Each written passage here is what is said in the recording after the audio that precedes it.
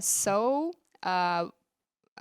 if everything is on board now, we could start Q&A sessions. Dear mates, do you hear me well? Perfect. I hear you. Yeah, Yep. Donovan, Heidi, Yep. and Dmitry here's here too. So perfect. Dear experts, we have collected a bunch of questions from our subscribers in chat, in Reddit, Twitter, Discord, and some other channels.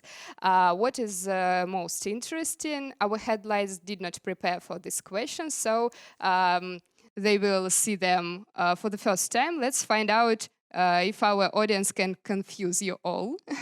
So let's start from questions to Heidi. Heidi, could you please tell us how do we know when to use OpenShift and when Kubernetes is enough? So this is not my area of expertise. I think that you should use the minimum that you can get away with until you exceed its capacity. I heard a really interesting talk from Honeycomb, who does a lot of very dense monitoring. And they talked about how they don't even use Kubernetes. They're like, we don't need that yet. So we haven't scaled to that point. So before you do what we call conference-driven development and bring home a new toy from a conference that you want to install, really evaluate what the difference is and why you would want to shift. If you've outgrown what Kubernetes can manage for you, then yeah, look at OpenShift. But if Kubernetes is still sufficient for your needs, stick with that. Okay, thank you. So the next question I think is for you too, and Donovan maybe will help you to answer it. What is the best strategy for sending a new version to production? If all tests are okay, send them to production. Should we send them to production automatically, or maybe we should it be under control? What is your opinion on this question? All right, I have a long opinion on this. I'll try and keep it short. My opinion is you can't be doing continuous delivery and continuous deployment and continuous integration if you are not shipping to production all the time. That doesn't mean that you are showing people what you have shipped to production. There's a difference between deploying and getting stuff out where it needs to be and releasing, which is exposing it to users and delivering business value. And that's why feature flags are really integral to the whole idea of CI/CD pipelines. And Azure DevOps has a feature flag system too. And we think that this is the way that things are going, is that deployment stops being a big deal. You don't care. It just sort of happens all the time. And release is the moment where you're like, this is a big deal. I love that. I love the distinction. And I think feature flags were the thing that really enabled that for us, to where you are now able to separate, like you said, deployment from release. Deploying is just getting the bits onto the boxes. Releasing is allowing people to actually see that. And I love that distinction between the two. What I would like to double click on is they said, well, if all of our tests are passing, is it okay to go to production? I hope those tests passing includes integration test and load and performance test, which I hope you're doing in some type of staging or integration environment, right? I love testing in production, and as Heidi clearly said, we're all doing it if you admit to it or not. But I also like having environments that I can go and be a little bit more reckless, a little bit more aggressive, where I can really just, we call them go big environments at Microsoft, where they are almost clones of production, and we can just go attack these machines in a way that we don't feel like we're going to be jeopardizing or bringing down our customers. You don't have to go full chaos monkey Netflix to still be able to test and verify and be confident in what you're about to push to production is actually good. I'm also a big fan of having approval gates. I don't care if those approval gates are manual and or automated or some combination thereof, but there's always good to have someone just say, you know what, I think everything's good. We're not in the middle of a big release, because what you would hate to do is ship new features while your CEO is on stage at a big conference announcing something, and then everyone hits your site and it's all broken because you constantly pushed and no one had the ability to say, you know what, let's not do that right now. Let's let them get off stage. Let them skip backstage at least before we flip the bid on that, right? So I would hope that as long as testing includes some of that other stuff, then I'm all for getting into production as quickly as you possibly can. And I love the fact that feature flags allow you to do that safely. And I would say that Microsoft does another really interesting testing thing, which is what they call ring deployment. So it's not all on or all off. You deploy it to like the internal team, to a small group of internal users, to all internal users, to 5%. And if you're doing this and monitoring, you're also going to get some feedback on load and capacity and stress testing without having exposed it to the world all at once. 100%. Okay, thank you guys. And Dmitry, what do you think about it? Do you use testing in production, creating OpenJDK? Well, I think the idea of feature flags would be really useful. We discussed something very similar for our needs when we roll out the JDKs and all the related stuff, because different parts that I described, APIs, containers, website, so a lot of artifacts and deliverables that really depend on each other. And here, such a deployment would make a great sense. So, yeah. Yeah, okay, thank you. I already had instant takeaway. Mm-hmm. And Dmitry, the next question is for you. How LSC can help DevOps engineers? Well, as I said during the talk, sometimes managing things in Windows environment might be not so fluent. If you have a big experience in all that, you can automate everything. So it may be super easy, but sometimes it's not. So it is an alternative way of management. Sometimes it may be not even just Windows. Your different operating systems can be combined for that kind of management. And then you manage technical things like, for example, installed application on the level of a system administrator. You don't get the information about licensing issues, for example. That's a different domain. That's not related to the details of the installation or what amount of memory is used, right? You need to distinguish certain features in the software just knowing what it is. So that's the additional knowledge that comes and helps with this tool. Mm-hmm. Okay, thank you. The next question, I think, for all of you guys, it is considered with the new Oracle license, which start from 17. So, what do you think? Will it do something with your application or your pipelines? And do you plan to integrate JDK 7 to your project? 17. Yeah. Dmitry, I think that you as a specialist in OpenJDK should start. I can start because yes, of course, JDK 17 is what we release. So please welcome Liberica JDK 17. It has been released last week or this week. So these days. Right. It was 14th of September. Yeah. One week. What is time? Absolutely. It's future. Yep. Sorry. And I definitely call to try it because performance improvements are great, are fantastic, especially if you compare it to like JDK 8, which is also really good, and it has been improved all the update releases, but still then you compare it to 17, many great new features, and even out of the box performance was improved, new concepts, new APIs, new language features, of course, that's really important for developers. And for new licensing policy, it may be also interesting. Someone will try probably to come back and return to using Oracle JDKs if the production is matches the license. Well, but you have to remember that you probably will migrate every 2 years to a new feature release if you migrate from LTS to LTS, or even more frequently if you migrate to non-LTS releases, to intermediate ones. That still may be a bit too complex. So think about that. Okay, and what about DevOps philosophy? Should should DevOps engineers upgrade their JDKs from LTS to new LTS version?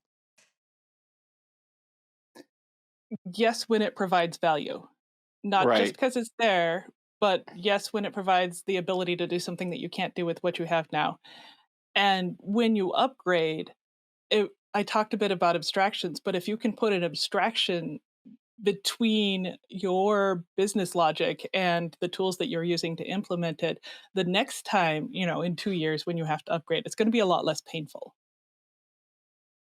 Okay, thank you, Yep. Heidi. And here we have a question about business logic, how we can reduce our TCO. With I think with DevOps features and DevOps tools. That's an interesting one. Yeah. When it comes to business logic, I don't know that I see a direct correlation on how total cost of ownership of that's going to change based on your pipeline. Or maybe I'm not quite following the question. Actually, it is what it is. I think our viewers are interested maybe in some tools when we can reduce the TCO. Maybe it could be some parts of the whole pipeline that Use can smaller help us. containers.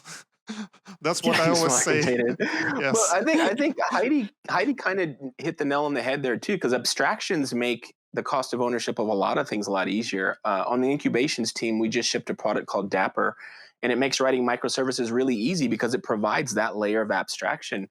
When I'm developing locally on my machine, I'm just using a Redis cache container, for example, in Zipkin, and I write to a particular API that has been abstracted away from those two backing services. But when that code is now running in production in Azure, it's now using Service Bus and Application Insights. But me as a developer, I had made no code changes at all. So my life becomes much better. And it also gives the operations people freedom to do what's right in production, yet not making my life as a developer miserable because now I have to replicate all of this big, heavy infrastructure on my dev machine, and onboarding becomes really painful. So in a way like that, I think you could use, but again, to me, that's not really about the pipeline so much as using a framework or some type of system that gives you that level of abstraction, that gives you freedom to when you're trying to move your code around. I have another example. I would also here. Oh, sorry. Go ahead. Heidi. Such a hot topic, yeah. Yeah. Heidi, please go. I would just say that one of the things that I think about in total cost of ownership is the people time. Like what you spend on software is such a small fraction of what you spend on salary. So when you think about like, is this tool going to save you money? If it cost you a developer hour a week, then it's not. Like if you look at what it costs to pay a developer, a fully loaded developer, there's almost no software you could buy that would reduce their load that would be more expensive than it was worth. That's yeah, fair. for software, again, the example is Liberica Administration Center, because you can easily point which machines consume some money for licenses that you probably don't need. That's a simple answer. And Dmitry, and what about the product that you were talking about, Native Image Kit? Could it help to work with TCO? Yeah, sure. You can get smaller containers. That's our favorite answer. Okay. And you may benefit in other scenarios, like the native images applications can start almost instantly. They can dramatically reduce the memory requirements. So that are all benefits. Okay. Thank you. The next question is to Heidi. Could the rapid development of all kinds of DevOps tools pose a threat to infrastructure security? How to reduce the risk?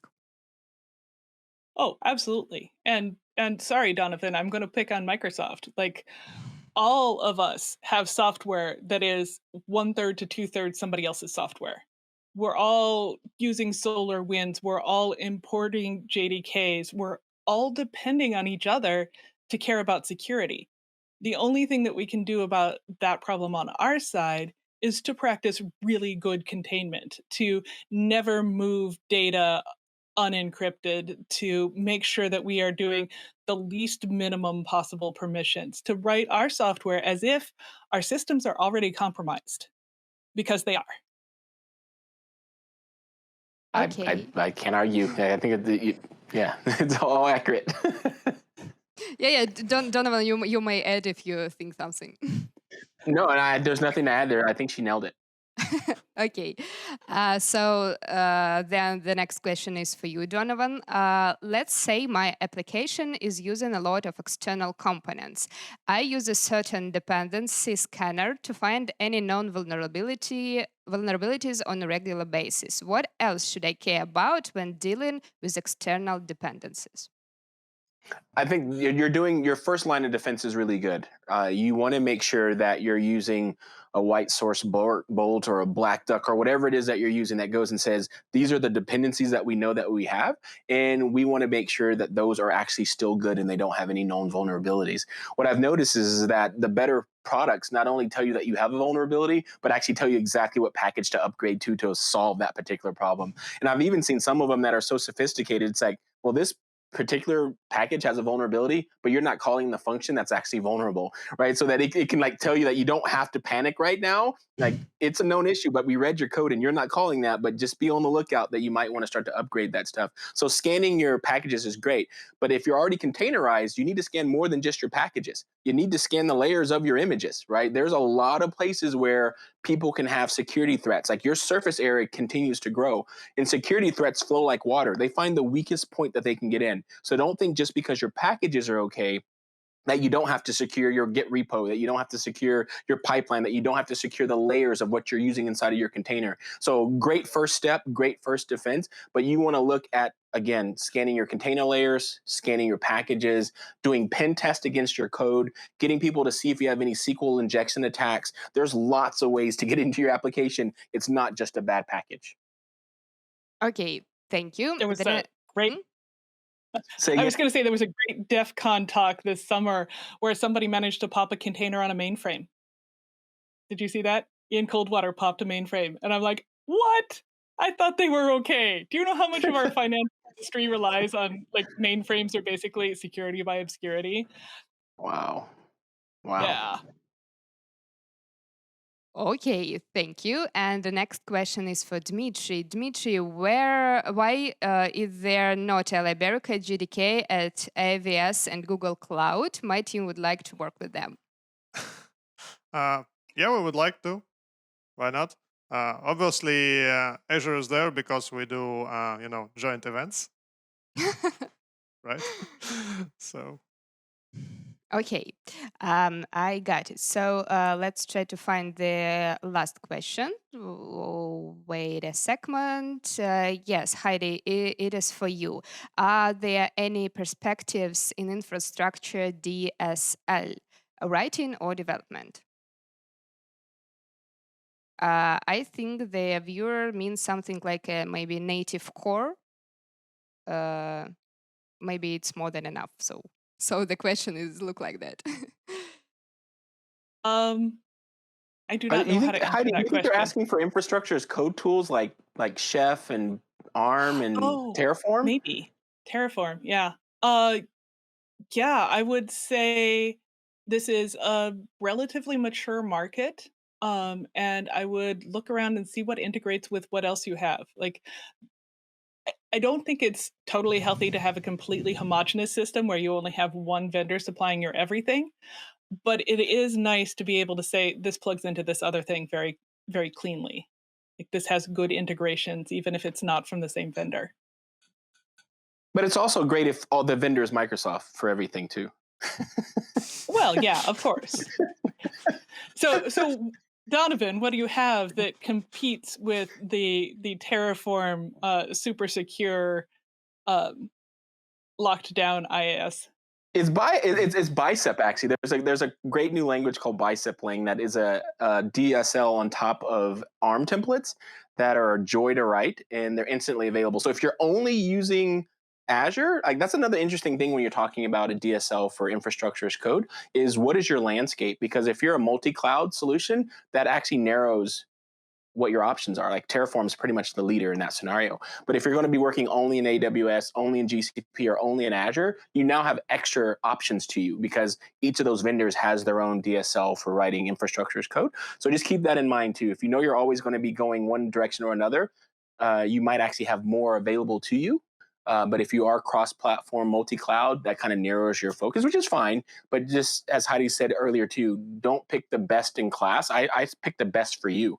And that might be drastically different than the one that Gartner put in the farthest up right-hand corner. It might be something else, right? So and we're up there a lot. So I'm not saying that, I'm not trying to say anything bad about Gartner. It's just that the best in class isn't always what's best for you. Okay, thank you, Donovan and Heidi. I think it was the last question, but as far as I know, some of our viewers will see our conference in recording, and maybe they would like to ask you something else. So we will send their information to you, and we'll answer to our viewers that will join us a little bit later. So I think that's all. I would like to thank you for joining us today, for your absolutely incredible reports. We have a special presents for you. We will send them on your addresses. My team will ask you some personal information for that. Yes, and thank you for the Q&A session. I think that all your answers was really useful, and our audience will really enjoy it. It was my pleasure. Thanks for having me. Yeah, thank you so much for hosting this. It was great. Yeah, I enjoyed it. Perfect. Well, thanks. okay, see you soon, and have a nice day today. Thank you. Take care, everyone.